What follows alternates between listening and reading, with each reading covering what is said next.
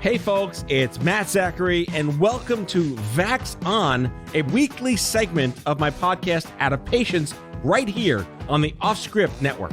Hey, I'm Elora Nanos. I'm a lawyer, a journalist, a mom of a teenage narcoleptic, and a professional big mouth. Lou and I go back 30 years as best friends, and we're here to have fun and bring you a layperson's guide to what the hell just happened this week in healthcare as America gets its vax on and shows COVID the door. We're here together to learn, complain, and include you in the conversation. So join us on Twitter at VaxOnPod and share your stories and grievances using the hashtag VaxOn. All right, Matt, let's get at it. Hello, Elora. Hi, Matt. It's fabulous to see you. Thank you. It's fabulous to be seen. We missed you last week. I know. But here I am. Here you are. Here I am in 100,000 degree lower Manhattan. It is very hot today. Oh, my God. It is hot as balls. I think it's welcoming, though. It's been relatively annoyingly chilly. It has been. I went from being cold to being annoyingly hot. So, yeah. Well, to all the aging millennials and Gen Xers who are listening, we all kind of missed the seasons. We used to have seasons. We did. It used to be like a gradual transition. Yes. And now it's just like blammo. It's like we just have binary seasons now. However, I have to say Quaternary? What's there's only four. There's no like transitions. There's no cues. No, there's no blends, no shades. No blends. It's just like quick transitions from one to the next. You're done. But here's what I appreciate. So my daughter is on a swim team and their swim practice starts today. And in some years it was freaking freezing cold in the swimming pool at the end of May because, it's not really summer yet. And the water would be cold and the kids would cry and they would turn blue and they would have teeth chattering. And it was kind of like a wah-wah way to start the swim season. Now it's 99 degrees outside. So she's going to be psyched to just jump right into the pool after school today. Is it a heated pool? It is not a heated pool. So the water might still be cold. Oh, the water will be cold, but it won't be as cold as it would have been if it was 60 degrees outside. This is a lesson I taught my kids when we moved to the beach area in Brooklyn, is that the ocean doesn't get hot till it gets cold in the fall. Yeah. It takes that long for the ocean to be warm. When you put your jacket on in September, that's when the ocean feels That's when you go swimming in the ocean. So can I tell you what I did this weekend? Please do. Yes, because I feel like when I do 1980s things, I should tell you. Okay, go ahead. So I saw the Top Gun sequel. Ooh. It was so fun. It's on my list. You have to see it. I'm going to see it. You have to see it. I'm going to tell you why you have to see it. So more things should be done like this, where they were 100% not trying to make any kind of a point. They weren't trying to like raise the bar or anything. No moral lesson. Nope. They were like, here, this was a great movie. We're going to just do it again. Throw money at it. And it was great. It was great. Like they did it with better technology. Sure.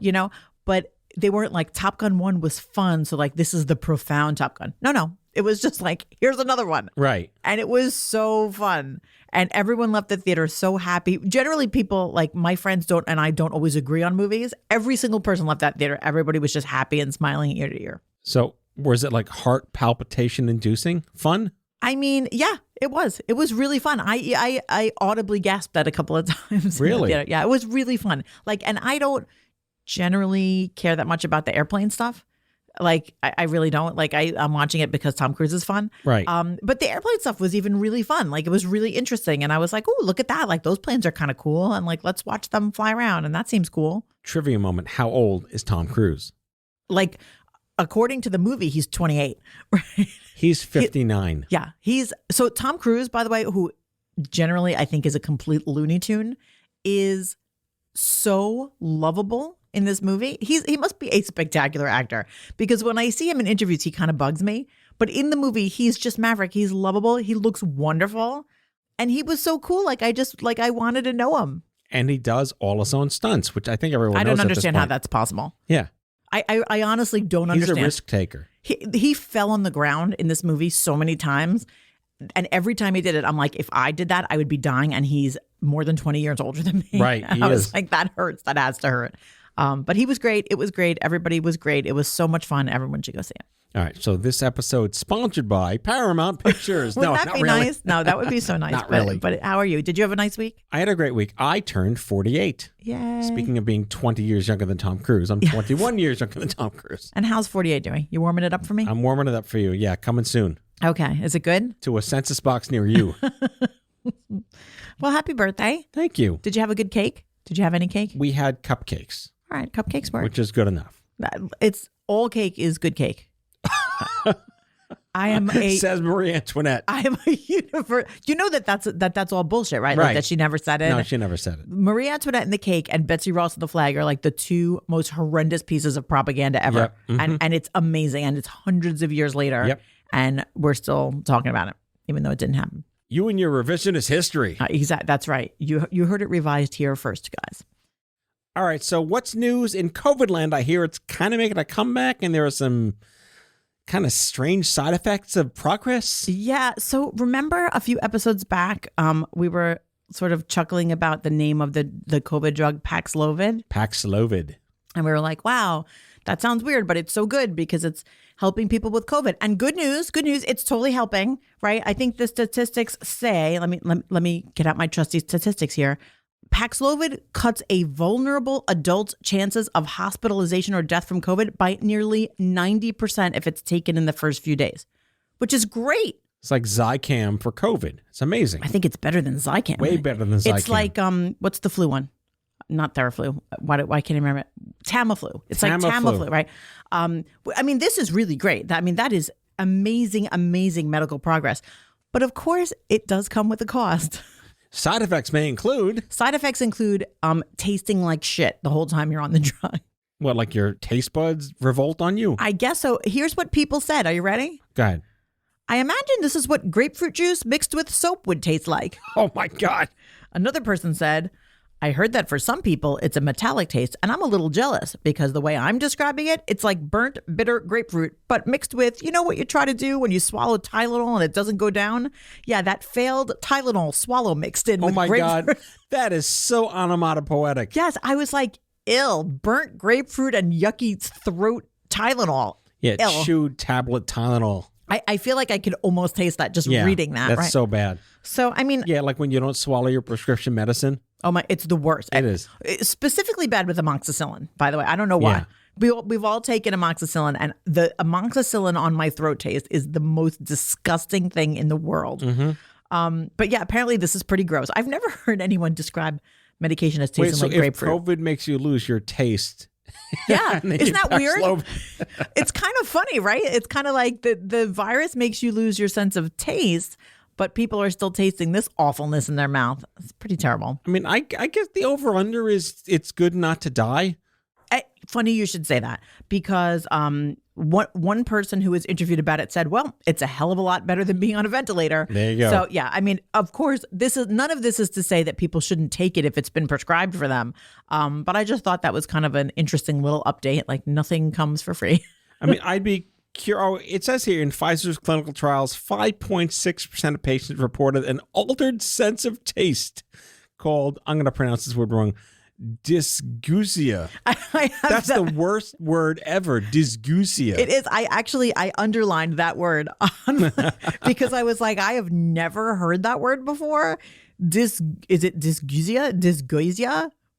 I'm calling dysgeusia. it dysgeusia. Yeah. That's the best word of the show. And I generally love words that are about taste. Like I love gastronomic and gustatory and those kind of words. Umami? Sure, umami. You know what that is? No. So here, the internet is going to solve your question. Yes. Umami is the core fifth state. Scientists identified umami taste receptors on the human tongue in 2002, along with sweet, sour, bitter, and salty. So it's the other one. But what does it taste like? I don't know. It's an inherent taste usually enjoyed. It's like a good taste that it's okay. And we've had it since 2002? Yeah. And no one told me. I mean, we've probably had it since evolution. But welcome to umami 20 years later. But why did they name it umami? The other words are like sweet, salt. You know, Who named Paxlovid? It's the same thing. Who are the ad wizards? I don't understand. But anyway, yeah, so these people said like Paxlovid, it doesn't quite taste like food, not quite poisonous, but it reminded me of acid reflux, which by the way was my COVID symptom. So I'm very confused by all this. But better than a ventilator. Yeah, it's better than all of it, honestly. Yeah. It's better than even having a really terrible case of COVID. You know, I tried to get Paxlovid. I asked my doctor if I should get it, and she was like, it's not really right for your case of COVID. But you're not suffering enough. That's what she said, basically. But I mean, if I were older or had other health conditions, I would have been very happy to get a prescription for it, even with the grapefruit taste. I mean, I like grapefruit, not so much burnt grapefruit. Burnt grapefruit and chewed Tylenol tablet. Disgusting. But anyway, that's what it tastes like. So consider yourselves informed now that we have brought this to you. I wonder if they're trying to channel pavlova, pavlova is a wonderful Australian dessert that we make sometimes. Is it really? Oh yeah, it's beautiful. You make a meringue, you put fresh fruit on top and whipped cream. It's amazing. It's like a sculpture and a dessert at once. Wait, so I learned about that today, and you learned about umami today. Moving on. Moving on. What's next? So listen, we have this podcast and Vaxon is here to bring you health-related news as we all recover from COVID. And I think that we should use our time to talk about some really important stuff. So to that end... Oh, finally, real important stuff? It's about damn time. So to that end, I saw this story about young caregivers, and it really, really touched me, especially because... Matt... I'm being serious. Okay. I'm being serious. Go ahead. And it's interesting. I think the reason this was on my mind is because when my husband and I had COVID, my whole family had COVID, and my daughter was who is 12. My daughter, who is 12, was the healthiest of us during the time that we were sick, and I needed her at times to like bring me, a glass of water or something, and I hated asking her to do it because she's my kid, and it just was like it's a weird feeling to have your kids take care of you in any way when you're sick. And I read this article, and I don't know, it really spoke to me. There are 10 million children in the United States that are providing some form of care at home to parents and grandparents. Wait, does that count as like taking out the garbage? No, I don't think so. Okay. Let's just put the rules down here. Yeah, we're talking about like actual medical caregiving. Not chores. Not chores. That's not caregiving. It's caregiving for me. It's caregiving. It's for your family. de-stressing me. Yeah, no, this is like real deal caregiving. Right. Visiting nurses are only in homes for so many hours a day, and there are a lot of kids who have parents and other adults in their house that are cancer patients or military veterans, or they have heart disease, or they're autistic, or they have COVID. So they're feeding them, they're clothing them, they're helping them bathe, they're putting them to bed. Yes. Yeah, and it's a really serious thing. I mean, 10 million children, and I feel like this is a topic I have rarely, if ever, heard anyone talk about. Children caring for their parents. So has there been like a huge spike since COVID because there are so many elderly people dealing with it? I mean, I don't know that I have statistics about how big of a spike, but I think we can all see that. Yeah, there's more people that are sick. But the whole idea of caregiving grew worse during the pandemic because not only did you have people becoming ill with COVID, but you had a situation where the children who are doing the caregiving, who maybe themselves are healthy, are not being able to connect with other people as much as they did because of fear of COVID. So you can imagine a 10-year-old who is caring for an ailing relative now is not going to go out and risk contracting COVID because they might especially bring it home to their weakened loved one. And I mean, and it's just exacerbating an already bad problem. I'd be curious to find out, this is probably an unanswerable question, but children who are taking care of their parents or their grandparents would likely want to be vaccinated. Oh, I would imagine that they would. But they could potentially be falling under a family culture where they don't want them to be vaccinated. Yeah, I mean, you never know, right? Because whether there's an ailing relative at home or not, that illness affects lots of people, right? So you might get a family where they don't trust science or they don't believe in vaccines or whatever it may be, and putting the child at extra risk, putting themselves at extra risk. Well, I'm saying that because this might be a situation where the children want to be vaccinated. Sure. But because they're minors. Right. They can't do it without parental consent. Right. And in those situations, parental consent for anything is very difficult. This particular article I saw, it was about this researcher for the University of Wisconsin that put on a program, like an educational program, specifically for children who are caring for parents that have ALS. And this researcher said, these children exist in the shadows, which is really true. They have no avenue to even discuss the burden that they're carrying. If you think about, especially during the pandemic, when we're sort of all dealing with health concerns, no one is specifically saying to these kids who might be elementary school age, Hey, let's talk about what it was like to help bathe your dad, or help, get your mom into the shower, or make a meal for your parents. And I think it's one of those things that, kids kind of just take it as it comes, right? Like if that's what they're doing and that's their life, they might not even realize that it's so unusual that they might need to talk to somebody about it. And, I bring it up because it's such a big topic, and caregivers generally get, almost no attention. No love. Yeah. And, we've talked about that here at Vaxon, and at OffScrip, we're doing lots of stuff to highlight the plight of the caregiver. But I just think this is so important. Children as caregivers need all of the love and support and help and outlets that, that we can possibly give them. So especially during this time that we're all, dealing with the pandemic. Yeah, and that just piles on to all the mental health challenges we keep talking about here on the show and in the news that have decimated adolescents and young adults for years to come. Yeah. Yeah. I mean, it's a tough thing. And I feel like in the face of this global pandemic, it is so easy to say, well, we're all in this together, and we are all in it together. But it's easy to lose sight of the fact that we're not all shouldering the same burden, because if you are a 10-year-old and you're handling daily you hear that, care, 10-year-old listeners? To all the 10-year-old listeners of this show, we're talking to you. But I mean, imagine, my burden is not the same as a kid, a teenager who is helping give daily care to parents even before the pandemic. So I think it's important that as we're going with that messaging of we're all in this together, that it's equally important to say, yeah, we are, but we all bring different burdens to it, and we should really be looking for who might need some extra support right now. All right, let's take a quick break. All right. And we will be right back.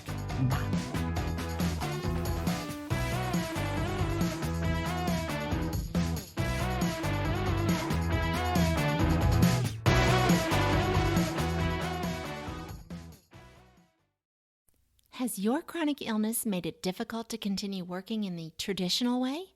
Want to learn how to find and create flexible remote work that both accommodates your chronic illness and generates an income? Join the Patients Getting Paid membership, a community of chronicpreneurs where people just like you find workshops and trainings, weekly updated condition-specific gigs, twice monthly coaching calls, co-workings, accountability, and the kindest community to support you on your path to make money while working from anywhere and taking good care of yourself. Learn more or join us at patientsgettingpaid.com. We are back, and what do you got? So I want to talk about something. Oh, finally? Yes. It's about damn time. Can we talk about Gen Z? What's the years for Gen Z? We're so confused by when does Gen Z start? So I think Gen Z starts around 2000. All right, to the internet. Hang on a second.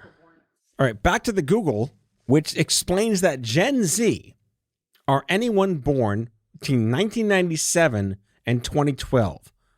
That's a fairly large range there. But I think it's always like that. It's always like 20 years. So between 9 and 24. Kids who are between 9 and 24. Anyone between 9 and 24 years old is Gen Z. That seems vastly different to Gen X, which is like anyone from like 40 to 55. It's like 15 years, right? I feel more similar to a 55-year-old than I suppose a 9-year-old might feel to a 24-year-old, because society is different. True, but you never know, because if you talk to that 9-year-old 20 years from now, they might feel similar to somebody who's currently 24. It might be a function of just getting older. This is fascinating. I don't know how I didn't realize this until today. So I read this article. It was like an opinion piece about the future of the U.S. workforce. And it was all about how Gen Z is approaching being part of the workforce differently than generations before. They probably want healthcare. That's why.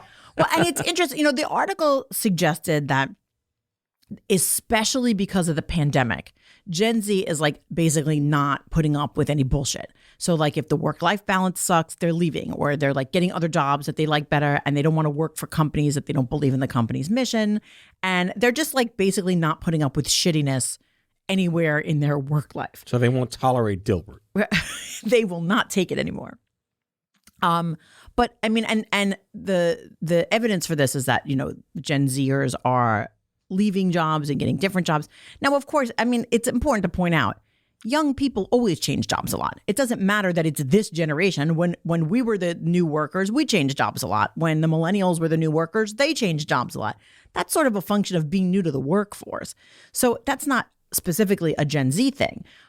But I wonder, I do think that Gen Z is a unique generation every generation is unique in its own way, right? So I wonder what do you think? Do you think that we're going to see, as Gen Z becomes, all grown-ups, do you think that they're going to work differently than past generations did? Do you think they're going to bring those values into the workplace in a way that's going to create meaningful change? I mean, I just realized that my kids and your daughter are Gen Z. And my son. Well, I mean, I knew him. He's already like 18. So in my head, that makes sense. Yeah. Like I have 12-year-olds. Yeah. How are they Gen Z? How do my kids fit into the same generation as college students today? Yeah. It's weird, isn't it, when you realize that? But they are part of the same generation. Right. And I'm seeing, my son, he has a job. He's about to head off to college. And he has like no time for working for anyone that doesn't respect his needs on a personal level, or that's respecting the world's needs on a global level. Like, he's so idealistic about a lot of things. And in what I think is a really healthy and good way, he knows he'll have to work hard, but he also has expectations of his employer in a way that I don't think I did when I started to work. I mean, part of me is like the tough love, right? Work sucks. Most of the time, you deal with it to pay the rent. If you don't like it, you're going to be broke. Spoken by two people who work for themselves and love every minute of it. But part of the reason is I wanted to work for myself. I mean, I had a real job and I had a real boss and I had a real chain of command for 10 years. I know what it's like to work in the system and just be Dilbert. It's horrible. It's terrible. It's terrible. But I did it for the rent. Yeah, but the thing is, it is really progress for someone to say, I'm going to find a way to pay the rent that doesn't require me getting trampled on every day. I understand that too, but I don't know. Our therapy in the 80s was hard knocks. Do it, get by, make the best life you can with what you can. I'm willing to concede that employers today have adapted somewhat to the culture of the next generation, like when Facebook made their office a campus to live on. Right? They gave them all they wanted to never have to leave. There was a hospital there. Right. The dorms, the hospitals, the pharmacies, everything was there. You never had to leave. And that way they made it like this cozy post-college culture that invited them to stay, retention, morale. Yeah. Are we going to see that getting even deeper as the next generation gets employed by Silicon Valley? And are those companies going to set the stage in a post-pandemic way of remote work, remote benefits, time off, maternity, paternity? I mean, I hope they do. And honestly, I think that post-COVID is a really important point. We saw really quickly the entire world pretty much adapt to remote work. Even companies that said that they never would have remote work. And then everybody just kind of figured it out. And I feel like if there's any one thing that I hope Gen Z brings into the picture is that everything can be managed overnight if necessary. That sense of kind of fluidity when it comes to work expectations and work methods. People are working harder than ever, even though they're working remotely. And I think that, I know that my own children saw an increase in productivity when it came to going to school online. Even, my son was being forced to get up to go to school at the ass crack of dawn. And when COVID came, he didn't have to get up so early. He was 10 times more productive because he was working on a schedule that worked better for him. And now he's going to go into the workforce and bring that value with him. Like, hey, I should think about whether I have a flexible schedule because for me, it makes a difference in my own personal productivity. That's a kind of thinking that I certainly did not have. I don't know that millennials had it as much, but I think Gen Z is like, no, I'm going to look at this and see what works. And, I don't know. I think it's a good thing. I mean, it's similar to a generation that was dependent on going to the office endlessly. In the 80s and 90s because there was no internet to do anything. If you're sick, you're home, you can't do anything. Right. To a society that is embracing work from home, this idea of work-life balance is totally going to change anthropologically. If our children and Gen Z are going to grow up in a world where remote is the first option, they're going to go from bed to office to bed. they're not going to have a sense of interacting with real people in the real world and understand what we come to understand as work-life balance. I mean, I don't know if that's true because I think that it depends on what you do with your time. And I think, just because you could work remotely doesn't mean you don't have other ways of seeing people. But I mean, also if you think about the sort of no bullshit factor, right? Like if you can just work remotely when you're not feeling well, let's say you have an office job where you go in some days and then when you can't go into the office, you can work remotely. The messaging there is like, listen, you got to get your work done. If you're sick and you're home, you still got to get your work done. And being home isn't really an excuse.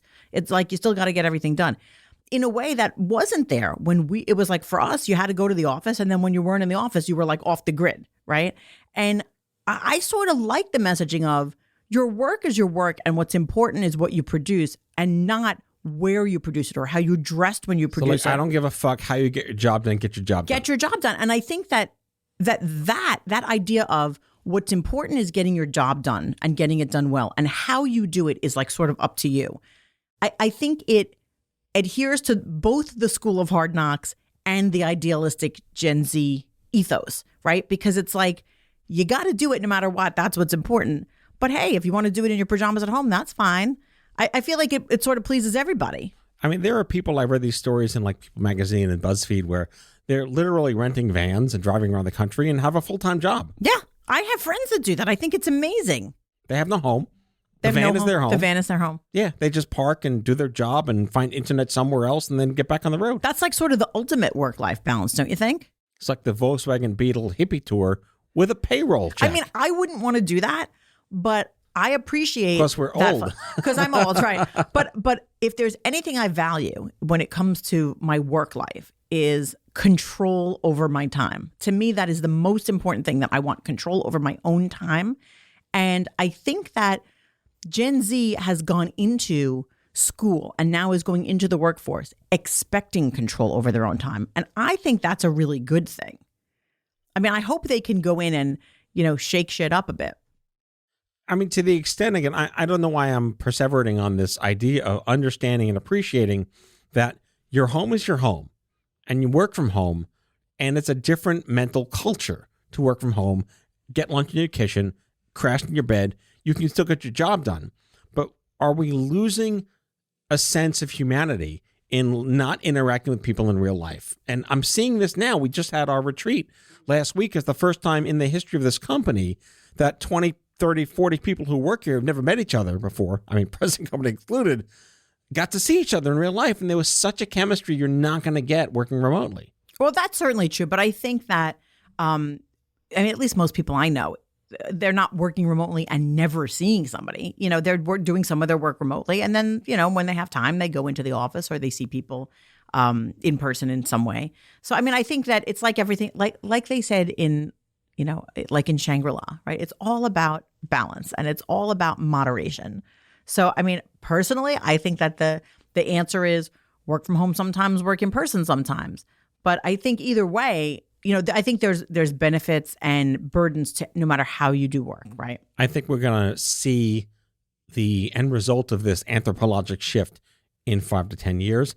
And I'm curious to see when whatever Gen A, whatever the next generation is. What's the next one? Who's in charge of that? I think Gen A is the next generation. Is that right? Anyone under apparently 9. Birth to 9. So, for a while before Gen Z became Gen Z, it had a different name. I don't know if you knew about this. What is it? It had been called Homelanders. What? Yeah, it was like kids born right after 9/11. Oh. They were calling them Homelanders, which sounded sort of cool and grim at the same time. So like but it didn't take. Post Y2K children. Yes, but it didn't seem to take.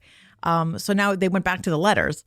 And although millennials, like they were Gen Y for like 2 seconds and then they were like, fuck that, they're millennials. Let me end with a relevant story that's not relevant, but I think it's relevant. Tell me. We just mentioned Y2K. My daughter was watching a YouTube video about what's going to happen in 10,000 years to humanity. Speaking of work-life balance, apparently. And she found out that there's going to be something called Y10K. When 9,999 goes to 10,000, the computers will not be able to deal with it. Did you tell her we already did this and it was fine? Yeah. It was like totally MBD. It's like, Daddy, this Y10K. I'm like, that's in like 9,000 years. We're like, don't worry, we'll all be dead. It's right, that's fine. That's like sort of a grim way to. Do you remember the really palpable freak outness over Y2K? It was terrible. Yeah. We were all, our bank accounts were all going to be zeroed out, right? We were all dying. We were all dying. And We then, were partying like it was 1990.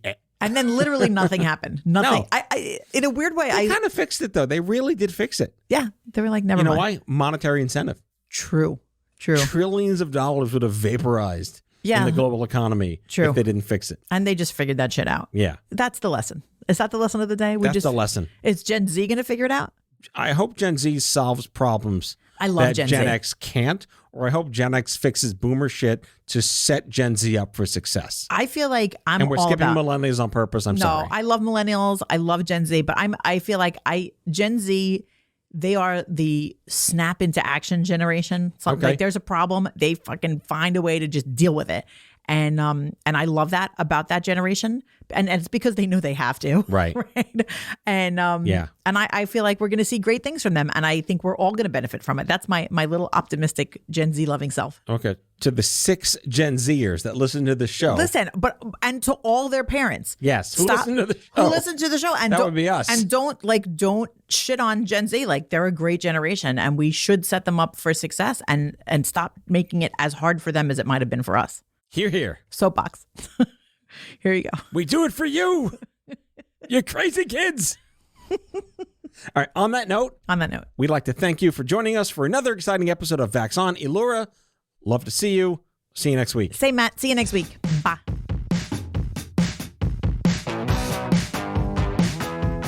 That's all for now. If you like Vax On, be sure to subscribe, leave a review on Apple Podcasts, follow us on social, and tell all your friends to listen. Tell us your shit show of a healthcare story by leaving a message for us at 855-AUDIO-66, and we might just use it in a future show. Vax On is a product of OffScrip Health. We are a healthcare engagement company built for patients and caregivers by patients and caregivers. Our executive producers are Matthew Zachary and Andrew McDowell. Our senior producer is Brianna Seeley. Our hosts are Matthew Zachary and Elora Nanos. It is recorded, mixed, and edited by Brianna Seeley. For advertising and media inquiries, email media@offscrip.com. That's media@offscrip.com. For more information, visit offscrip.com.